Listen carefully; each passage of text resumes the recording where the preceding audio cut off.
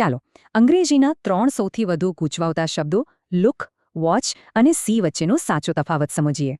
વિચારવા જેવી વાત છે ને. પુસ્તક માટે લુક, ટીવી માટે વોચ, પણ મૂવી માટે સી કેમ? સૌથી પહેલાં લુક. જ્યારે કોઈ સ્થિર વસ્તુ તરફ ફક્ત નજર ફેરવવાની હોય ત્યારે આ શબ્દ વપરાય છે. ખાસ નોંધો, જો લુક પછી કોઈ ચોક્કસ વસ્તુનો ઉલ્લેખ હોય તો વચ્ચે એટ લગાવવું જ પડે. હવે વોચ. જ્યારે કોઈ વસ્તુ ગતિમાં હોય કે સતત બદલાતી હોય અને તેને ધ્યાનથી જોવાય ત્યારે વોચ આવે. અને છેલ્લે સી. આનો અર્થ છે કોઈ ખાસ પ્રયત્ન વગર એકદમ સહજ રીતે કંઈક નજરમાં આવી જવું.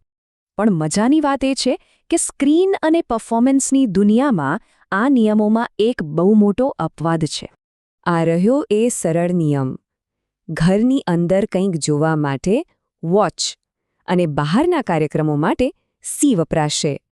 ચાલો આ રસપ્રદ નિયમોને થોડા વાસ્તવિક અને રોજેરોજિંદા ઉદાહરણોથી બરાબર ચકાસી લઈએ.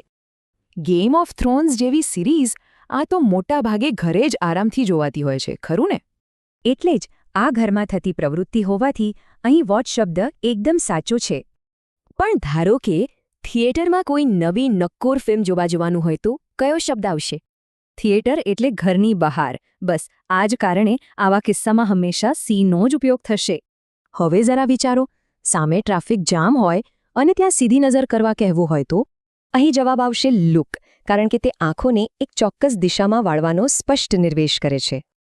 હવે અહીં ફૂટબોલ મેચ જોવા માટે સ્ટેડ ઇન એટલે કે ઘરે રોકાવાની વાત પર ખાસ ધ્યાન આપીએ. ઘરે રોકાવું એટલે ઘરની અંદરની પ્રવૃત્તિ થઈ ગઈ, તેથી અહીં વોચ્ડ શબ્દ બિલકુલ પરફેક્ટ છે. તો પછી આવતા અઠવાડિયે કોઈ ફેવરેટ મ્યુઝિક બેન્ડનો લાઇવ કાર્યક્રમ હોય તો ત્યાં કયો શબ્દ વપરાશે? લાઇવ બેન્ડ હંમેશા ઘરની બહાર જ હોય છે, માટે નિયમ મુજબ અહીં ચોક્કસપણે સી જ આવશે. હવે એક બહુ જ રસપ્રદ સ્થિતિ જોઈએ. અહીં જોવાને લગતી બે સાવ અલગ ક્રિયાઓ ભેગી થઈ છે. જંગલ તરફ ઇરાદાપૂર્વક નજર કરી એટલે લુક્ડ, અને અચાનક જ ત્યાં હરણ દેખાઈ ગયું એટલે સો. ચાલો આખી વાતને એક એવી જટિલ પરિસ્થિતિમાં મૂકીએ જ્યાં આ ત્રણેય શબ્દો એકસાથે જબરદસ્ત રીતે વપરાયા હોય. નજર ઉપર કરી એટલે લુક્ડ, કોઈ વ્યક્તિ દેખાય એટલે સો, જે મોબાઈલમાં સતત બદલાતો વિડિયો વોચિંગ કરી રહી હતી. એકદમ ટૂંકમાં સમજીએ.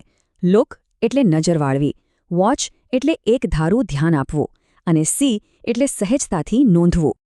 જો સ્ક્રીન વોચ થતી હોય અને મૂવી સી થતી હોય તો અંગ્રેજી ભાષામાં બીજા કેટલાય આવા રહસ્યો છુપાયેલા હશે.